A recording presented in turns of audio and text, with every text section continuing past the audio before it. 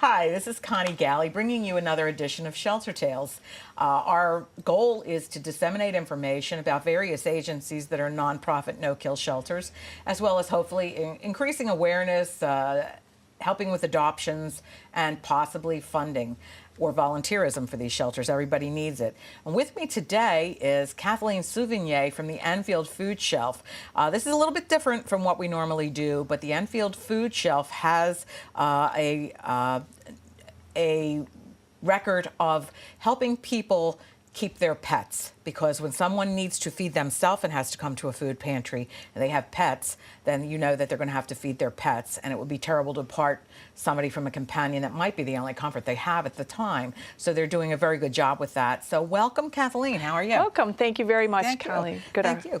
I've been reading a lot about the food shelf, and it seems to be quite a larger organization for where it started. I was reading about it started in about 1968 with 2 or 3 women, and some of them storing food under their bed before they got cans under their bed before they could get a facility. Yes. You told me you could do 50 families at any one time that come in. Yes. Can you tell us a little bit about why they started, these ladies? Mm-hmm. Because 68, you think that was the high times, you know? Right. Not like it is today. And can you tell me, like, how they started it, why they started it, how they felt that there was a need in your community? Yes, there was actually a group of women who belonged to a certain church on the side of town with a lot of the mills and things like that. And this was just about the time that I think there were a lot of layoffs going on, and they realized that through the families that they were with in their various churches that there might be this need. So they literally would collect food and put it in their laundry rooms, or as you said, under their beds and things like that, and started the food pantry. And actually, we still have one of those volunteers. Really? From yes, 1968? From wow. 1968. We have one of Barbara Costas is one of the original founding members, and she has been a volunteer with us for all of that time, certainly a lot longer than most of our volunteers, but we do have a lot of longevity with many of our volunteer members. And she comes in every Wednesday and Thursday, and she also is still a very large donor for us at the Enfield Food Shelf. So within Enfield, there was always, a community just to help out, especially when people had fires, when people had illnesses. Certainly in the 60s and 70s, not everyone had insurance. So if a parent had an illness, especially if it were a breadwinner, then there was no income coming into that family, and that is the time that these ladies from the food shelf would step in. They were originally associated with the Enfield congregation of Christian churches. So Did they work out of the church then when they would move from church to church, and different churches within town would provide membership or board membership. So their first real facility, I believe, was in the bottom of the Higgins building, which was an old school. It was in a cellar, so they had a lot of challenges there for even getting the food in and out. And as they continued to grow, they probably got up to the point where they were servicing regularly 50 to 100 families, and they were just giving out a bag of food to each family that would come on a weekly basis. And then we moved over to our Alden Avenue facility where we currently are. And when did that happen? When did the move take place? Actually, that was about 10 years ago. Okay. We've been in that facility for almost 10 years. And not only did we switch over from just giving a pre-packed bag of food, we now have a self-selection grocery-style food pantry. Which is really nice, and probably makes people feel like they are grocery shopping. Yes. Or they're not getting something that they're not going to use, and somebody else might have been used it if this is kind of cereal I don't like. And, so that probably gives them a much more, a more warm feeling when you come in and do your own food shopping, Yes, it certainly heightens the respect that we have for the clients and their ability to choose things that fit within their own dietary plans, not only from a medical and a nutritional, but also a religious perspective. Yeah, didn't think about that. So that way people they don't end up with, a can of beans every week that they don't eat. Our clients have always been extremely good about leaving if they don't like something, if they don't think they need it. they always leave it for the next That's family wonderful. coming up. That's wonderful. And so, as you say, there's a respect and appreciation. Yes. And sometimes it's difficult for people. I volunteered at a church up in West Suffield, and I know some people would come in and unfortunately would not look me in the face, and I try to greet everybody warmly and, you know, talk to them, but there are some people that just were embarrassed that they had to be there, or felt badly that they were asking for charity. And you try to, so how do you, I know, you know, I try to do everything I could to put some warmth into it, and, you know, talk to the kids coming in. And so how do you approach people when they come in? So it's tough to ask for charity, especially if you've been self-sufficient all your life. How do you approach people when they have to first come in, or you understand that they're uncomfortable with that? Well, we have a private registration area, so our registrar goes a long way to helping that person understand that even if it's a one-time shop that they need just to get them through for this month, and, you know, then their maybe emergency situation will be over, or if it's something that is they're going to be very limited in terms of their income going forward because they've just reached a point where they're on disability or Social Security, or maybe they've had other family members move back in and don't have, you know, the resources with which to feed the additional family members and things like that. That is why we're there. That's what we always emphasize first with our clients, is we are there to help them through these situations, so that they don't suffer a need for food. Certainly food, if you don't have food, typically you almost can't think logically about other things. I think that's all you're thinking about. Thank God I've never been in a position, but I think that's probably all you're thinking about is how I'm going to get my next meal, especially if you have children or elderly. How am I going to do it? It's very impacting for children. 40% of our population is children, or you know, our families. Of your shelter population? Yes, of our more than 2,000 individuals that we are currently serving. About 40% are children. Many are school age, and even though they may receive lunch in school, every child likes to have a snack to go with it, or a snack when they get home. You don't want them worrying about where their next meal is going to come from. And that's why I think a lot of people have trouble understanding, why do you need a food pantry in town when you have a soup kitchen, or a soup kitchen when you have a food pantry? They really serve two very specific purposes. For families such as ours, this allows the family to stay in the home and perhaps cook meals, but always in emergency situations, there's also the soup kitchen where you can get a hot meal. You can go and actually sit. And I want and visit with people that might be there. Right, and you know, that's a one-time meal, and then you can extend the meals. We work heavily with the UConn Nutrition Program. They're very nice to send their students in all the way from undergraduate to PhD, and they've developed a lot of recipes for us so that the clients can take a recipe, have a very simple recipe, a lot of no-cook recipes, things that you could either do in the microwave or don't require any cooking at all, because the fact of the matter is a lot of our clients might not have a cooking facility within their house, but they still need a nutritional, balanced meal, and that this way they are able to just very easily look at what they have there, and it's all provided at the food shelf, and they can make a different recipe. You don't even think about that, like a person living in a room doesn't have a cooking facility. You don't even, if you're blessed enough, you don't even think about that. Well, there are people like you out there who are, thank God, for the rest of us. Do you do, when they come in for bags, say I'm a single person, but now here comes a family with 4 children. Is it incremental step-ups from what you give them or what they are able to take out of the food shelf during that period of time they're there? Yes, typically we do try to increase it dependent on family size. Our goal is always to provide each family, for each person, 7 to 9 meals. That's what Food Share sets as a food assistance program. So we base our distribution on that. Now, if we don't have enough to give the family of 4 more, we feel it's more important to give them some than to give them nothing. You know, so they may receive the same amount, of a particular item, but certainly, especially once we get up to the families that are 6 and over, we'll set aside, they may only get 1 can, but they'll get a larger size can, and the smaller families will get a smaller size can. And how many families do you serve? And is it a weekly that they come in, or is it twice a week, or? Families are eligible to come in once a week, and we serve 375 to 400 families.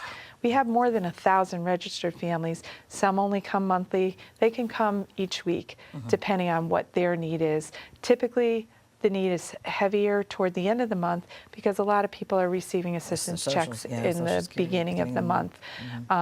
We also provide non-food items. We have a lot of fresh items and perishable items that go out, including vegetables, breads, dairy products, frozen meats, and things like that. And then we have our kind of shelf-stable, non-perishable items. And with the mix of that, hopefully they can make those 7 to 9 meals per person, per family. We also have things such as toiletries, personal care items, things for babies, diapers, all different types of laundry detergent, for instance. We repackage it into 16-ounce bottles that the client keeps the bottle, washes it out, brings it back in so we can recycle the bottles. We're always, our first goal at the food shelf is always human consumption, and then we also are really make sure that we are recycling and reusing whenever possible. So for instance, for our perishable goods, some of our breads, if at the end of the day our clients haven't taken all of those breads, we work with other food pantries for anything that's good. If the bread has already gone stale or has some mold on it, we have a chicken farmer who provides us with honey and eggs, and we have a pig farmer for anything else that is we don't feel is safe for human consumption. We recycle over 2 tons of cardboard every year. So we really try to keep our profile low environmentally as well. Your footprint sounds good. What, where do you draw most of your help from? At private donations, or is it big corporations or grocery stores that have overages, or all of the above? Or all of the above, really, Connie. We actually have our fundraiser is just ending right now. We do one annual fundraiser where we do a mailing to the community of people who have supported us throughout the year and ask for a monetary donation. That basically provides us with money to be able to obtain the food through food share that we need, which is probably about 30% of our food comes from there, and another 30% comes from the retail pickup programs that we do. We have wonderful grocery stores in our town. For instance, we'll go to ShopRite and they will put aside anything that they've taken off their shelves, a lot of meat, dairy, and things like that. We are able to go in and pick those items up, as well as bread items. And they also have a place for people who say you're a single person and it's a buy one, get one. They keep a separate place aside where that person can put the extra one there, and then we're able to pick that up as well. So the grocery stores are wonderful.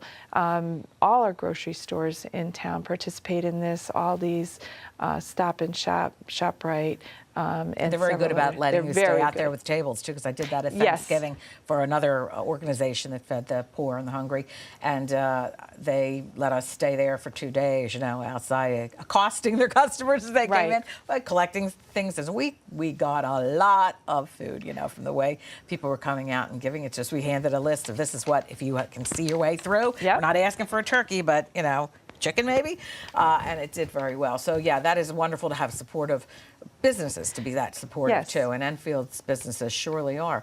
How did you get into, one of the things this program is, it's called ShelterTails. It's about keeping pets out of shelters if you can, and when they're in shelters, trying to get them placed for adoption. So this pet food and pet litter program, dogs and cats, is it fairly new for you? And what kicked somebody in to go, they want to keep Boo Boo. It's sad if Boo Boo goes. They got enough problems. Don't let the cat or the dog go. Well, actually, what was happening, we noticed once we went to the model that we have, the grocery style food assistance. People were asking for extra things like tuna fish for their cat and things like that, and someone began to realize that this was a true need, and that there was a lot of inability for people to keep their pets if they didn't have some type of assistance for the pets. Which just bulges shelters out. That just causes a problem on our end. Exactly. And so we were able to get several a few people, actually, this one woman really piloted the program. Her name is Jean Van Fossen, and she's out of Summers. And she heard of the need, and she herself is a pet lover. And so she, every week, brings us maybe 200 or 300 pounds of dog food, and then the next week she actually has a schedule where she'll do dog food one week, she'll do dry cat food one week, she'll do wet cat food another week, and then she'll do litter another week. That is so quite every a single week commitment. she brings in an enormous, and she also provides us with laundry detergent and different things throughout the year. She's an enormous donor for us, and her name is Jean Van Fossen. And Good for you, Jean. And she's out of Summers, and she drives over, every single week and does this, and it's just such a wonderful tribute. We have other people who also come in. Certainly the Enfield Dog Park does. When they have, overage, they will bring things in for us, and we have several other pet lovers who will also bring it in. So what we do with the food, once we receive it, is for dog food, we put it in a gallon size zip, and for cat food in a quart size, and then the cans obviously stay, and then people are able to ask what they would like, and that way we can make the food stretch even further for all the families, instead of giving one, big 50-pound bag of dog food to one one family, person or one family. And I don't think that people in our situation realize, but I think that other people just don't realize that the what it takes to take care of a pet, and medically, and then even food-wise. And so, again, we saw a tremendous surge in 2008 when the economy, like I said, thank you, Bernie Madoff, and it went into downtown.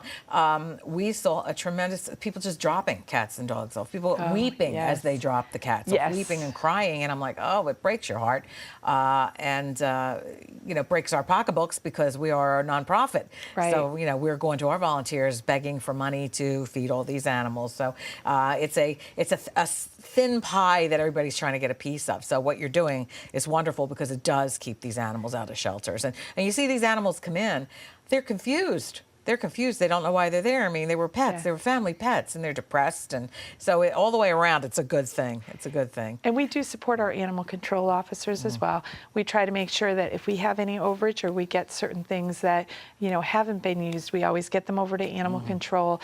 Sometimes we'll get like a blanket or a pet bed or something like that that's new, that gets donated to us. If it doesn't get taken by one of our clients, we always send it over to our own animal control in Enfield, and make sure that we're trying to get as much over because we know that they have a need over there as well. And I know our senior center has just piloted a program for the Meals on Wheels program. Oh, that's interesting. For people who are shut in. And what they're doing is very similar to ours, is they were, collecting donations, and then as the client who's a Meals on Wheels client might have a pet, they are able to bring some along with them, with the food that they're bringing. So, now that Meals on Wheels, is that run through your facility, or is it, because everybody cooks, isn't Meals on Wheels, everybody cooks in their house, X number, if you're making a lasagna, you're making enough to freeze for somebody else. Is any of that done out of your shelter, or is it all private people working out of their homes for this? Actually, for the Meals on Wheels in Enfield, it's done out of CRT. The food is all prepared in Hartford, and it comes up to Enfield, and then the Enfield volunteers deliver it out. So it's not prepared by the senior center, but it's run out of the senior center. Yeah. Now, did that change? Because I remember when I was down in Philly, Meals on Wheels, my cousin participated, and she would just make 7 extra meals a week and take it to some shut-in person. So is it changed just to kind of keep more of a control on it, to have it made in one place? I think it depends on the size of the town and the organization, because my sister-in-law lives in Montana, and it's very similar to what you're talking about. Grassroots. Yeah, someone cooks, maybe cooks each day in a church, somebody takes a different day and things like that. But this, because of the size of and the number of people that need to be served, the food is professionally prepared in Hartford through the community renewal team, and then brought up to the Meals on Wheels organization, and they deliver it out. And is that an every day? They deliver every day, or is it once a week where they deliver? It also depends on the client need, because sometimes maybe a client will have something that, they go, someone takes them out every Wednesday for lunch, and they can tell Meals on Wheels no. And then what they'll do on Friday is they deliver Friday, Saturday, Sunday. to see, carry I them see. through. But they are, so how many, how many people do you have in the Meals on Wheels program already? Because you said it's fairly new, right? The Meals on Wheels program in Enfield, I'm not really sure. I actually don't run it. It's through the senior center. And that's something that Susan Lather at the senior center and Dave Goyette and a couple people over there who I think Patty Magnuson actually coordinates all the volunteers. I know I have a crossover with many of the Meals on Wheels volunteers, so I'm thinking that they probably have, 10 groups that go out, and you'll get a little region, Right. and this is your region, and you do those 10 or 15 deliveries, and this way the food is still hot and still well prepared when it's received by the client. And that's also a wonderful program, because a lot of those clients, that may be the only person that they Talk to see for the whole day. For the whole day. Yep. I mean, I've talked to an elder person in the family, and I'm here and they're there, and her voice will be croaky sometimes when she picks up the phone. I was like, "Are you all right?" "Well, I haven't talked to anybody for 2 days." It breaks your heart, and there's only so, so I try to get down there for a week, a month, but it's kind of tough with all my commitments because I work full time. Are there any other programs you'd like to talk about at your center? Actually, we have a brand new program that's coming up, and it's a good segue from the senior program, because this is serving individuals who are 60 and older, who are at 130% of federal poverty. So to give you an idea, if 130% of federal poverty for a single person, one person income family, would be $1,276 for the month. This is a federally funded program that's coming to the state of Connecticut. It's in other states, it's been in Vermont and many other states, but Connecticut, it's new. So the Connecticut allotment for the program is 800 boxes. So Food Share in Bloomfield will share that allotment with the Connecticut Food Bank in the southern portion of the state. And then Food Share came out to organizations such as ours to say, can you pilot this program? I could not, from my facility, with the volume, the box comes pre-packed, I just didn't have the space. So we talked to the senior center as well as the fire department, and the fire department has the space. They have those wonderful big bays. So we're actually going to do our distribution from the fire department. So the senior center's been doing a great job with their media and letting us use the facility for sign-ups for people, and we'll be coordinating all the registrations, and then the fire department will actually be where we'll be on Phoenix Road in Enfield, where we'll be distributing it. Now, this is not for Enfield residents only. This could be for anyone, So a Windsor regionally resident could who go could up come. there, or Summers, any of those. Yeah. And it's different from Meals on Wheels in that they're getting a prepackaged box. Correct. Is that how this is working? This is going to be once a month, the third Monday for our distribution. It's going to be the third Monday of the month. Now, I believe Bloomfield will be starting a program as well, very similar. And East Hartford has one, so they're trying to kind of target different areas of the state. It's going to be a pre-packed box of non-perishable goods, and 1 2-pound block of cheese will go along with that. So our pickup is going to be from 10 to 2. It does require pre-registration, which will validate the income and the person's, identity and things like that. And then, the registered individuals, they'll come to the Phoenix Road Firehouse. So these we'll are put mobile, that right in the there. people that are mobile. And where would they go for a pre-registration? And how long ahead of time do they have to go for pre-registration? They can register at any time. Okay. And, they can call the senior center in Enfield, or they can call the Enfield Food Shelf, and we'll arrange for an appointment for registration. And we will have people during that distribution time to do registration as well. But because the boxes are pre-counted, I have to give them a count in advance. I wouldn't have a box, say if somebody came to May 18th, came to the Phoenix Road Firehouse, I wouldn't be able to give them a box that day, but the next distribution they would be in and would be June. That's, wonderful things. So don't you someday hope that you can put yourself out of business? I mean, there's so much need based on what you're saying, all the programs you're running. There is. It's a very lot of need. I don't know that you would ever be able to be out of business. Yeah. I would love that. I would love to be able to say that, but it's just so difficult in the state of Connecticut when people are on fixed incomes, and that's a lot of the individuals. Enfield is not, it is just such an incredibly generous town, and I think that's why we have a successful food pantry, is because there are so many caring individuals in Enfield who, even when they don't have a lot, they're willing to give some. a little bit extra. And I have to really put out to the Enfield community just how wonderful and how supportive they have been. And the businesses there are, as we were talking about, are always willing to, do something when we're in need, and just to come in and help out.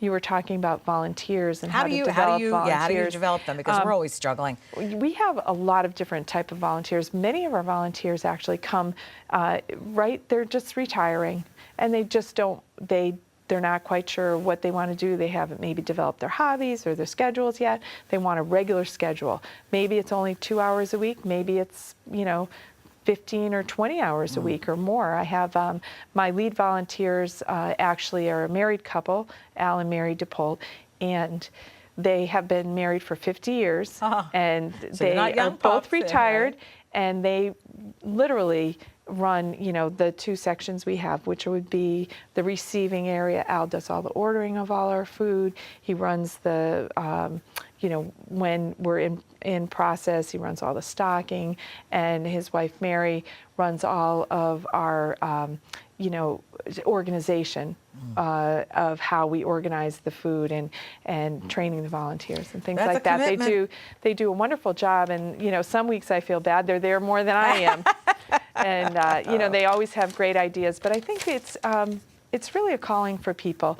As you were saying, a lot of people love pets, for instance. We get a lot of people who come to us for different needs. I'd love to have people have students in, because I feel like if I can reach that student and have them understand what an impact they can make with a little bit of time throughout their life, then you might have gotten a volunteer for life, exactly. somebody who's committed to the community, and that UConn works with you. Yes. So you have a big outreach. You have long arms. Yes, the UConn program is truly wonderful, and they've done so much for us. And one of the things that they're doing is for this 60-plus program, which is called the Commodity Supplemental Food Program. They are providing us with recipes specific to the items that are going to be in the boxes, or different food and safety tips, things that they're simple, but sometimes you forget. How often should you be changing that filter in your refrigerator, or how long can I leave that meat out on the counter and things like that. Just kicked me into the filter in the refrigerator. It's time. Thank you very much. So they're wonderful with that. But so I have the volunteers who are retired. I have volunteers who come in because they are working, and they might be given 8 hours or 16 hours or some time from their work that they're paid to come in. I have volunteers who come through community service. This is a fairly large portion of our volunteers, and I don't know what I would do without these guys. A lot of it is court ordered, and but they are able to lift. They're able to do a lot of our lifting and things like that for many of the programs, because many of the boxes we have, we try to keep them under 50 pounds, but a lot of them are, pretty big to pick up and carry around and store and everything. It must give them still a feeling of accomplishment that they've done something good for somebody. Many of them stay. After they're done with their community service, they say, well, I was kind of getting in trouble because I get laid off during the winter. Can I come here? And they just they come in and stay. And then we have a lot of student groups. We work with His Nuntuck. His Nuntuck has a Self and Others program that requires 20 hours of community service. A lot of those students come to us for community service. We work with the National Honor Societies and community service clubs for all the high school and the junior high. And then at the elementary level, we work with the Cub Scouts and the Girl Scouts and any troops like that that either want to come in or want to do a food drive. Or we just had one of our troops come in and they made a bunch of trivets for Mother's Day. So they're being given out today to the families. So nice. we had another group that came in and decorated for springtime, and things like that. So there's always a way with which people can contribute, but I feel like sometimes the people are almost more creative than I am, you know, with the things that they come up with. And you know, just that it's one less thing for you to have to do. I mean, you'd rather be down in the trenches than decorating, but the decorating does add something. It does. It's a more homey atmosphere. It does. Do you have fundraisers coming up that you want to talk about? Yes. Well, actually, nationally, the postal carriers do their bag hunger, and so if you get a postcard in the mail, leave out your whatever town you live in, leave out your bag, and the postman will pick it up and bring it to your local food pantry. That's always nice because it generally will stay within your town. And so our Enfield Postal Department does a great job with this. We probably this Saturday will get anywhere from 14 to 18,000 pounds of food, and we have several church groups that are coming in and different groups that are coming in to help us process that on Saturday. One of our challenges is always the weekly distribution. Many food pantries are on a monthly distribution, so they have a little extra time to process this.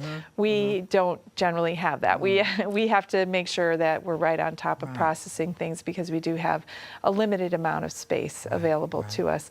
And I think one of the things that I like to think, you know, in terms of engaging and retaining volunteers is just making sure the message is really clear on how they do help, you know, how they do touch. Even you mentioned someone who wouldn't necessarily, you know, look or acknowledge you. And that's very hard. We always tell our volunteers, you know, especially the new ones, that if you recognize a client, please don't acknowledge them.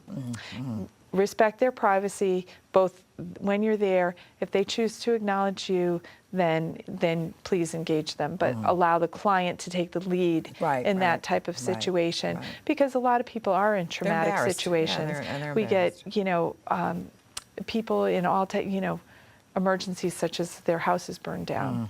You know, they are suddenly separated from a spouse and find themselves in a situation where they really they've just gotten laid off and didn't have any resources available to them, or have used up all of their resources, or as I mentioned, you know, just going into disability or Social Security and not realizing some of the expenses that might come up.